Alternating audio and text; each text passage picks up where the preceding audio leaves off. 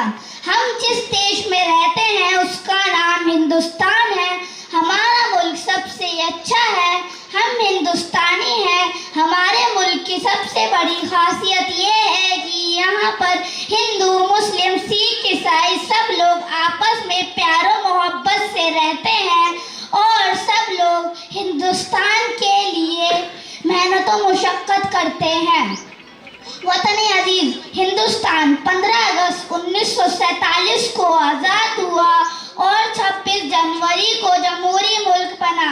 اس ملک کو انگریزوں سے آزاد کروانے کے لیے مہاتما گاندھی، پنڈت جواہر لال نہرو، بابا بھیم راؤ امبیڈکر، مولانا ابوالکلام آزاد، مولانا محمد علی جوہر اور عالم صادق جیسے مہان پرشوں نے اپنا خون پسینہ ایک کیا. آزاد ہند کے پہلے وزیر اعظم پنڈت جواہر لال نہرو بنے. اس کے بعد ہمارا ملک روز بروز ترقی کرتا گیا. ہمارے ملک کے قانون کی سب سے بڑی خاصیت یہ ہے کہ یہاں پر ہر دھرم کے ماننے والے لوگوں کو اپنے دھرم کو ماننا اور اس پر عمل کرنے کی مکمل آزادی ہے. یعنی کہ یہاں کا قانون سرکولر ہے.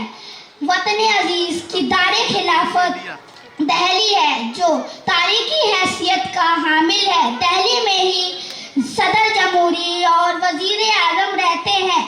کشمیر سے لے کر کنیا کماری تک پھیلا ہوا ہمارا ملک امن و سکون کا حامل ہے.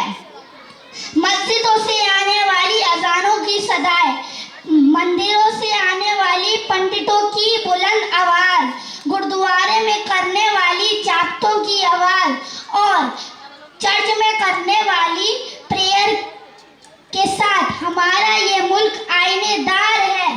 صحیح کہا ہے علامہ اقبال نے، سارے جہاں سے اچھا ہندوستان ہمارا. یعنی کہ سارے جہاں سے اچھا ہے ہمارا ملک، سارے جہاں سے اچھا ہے.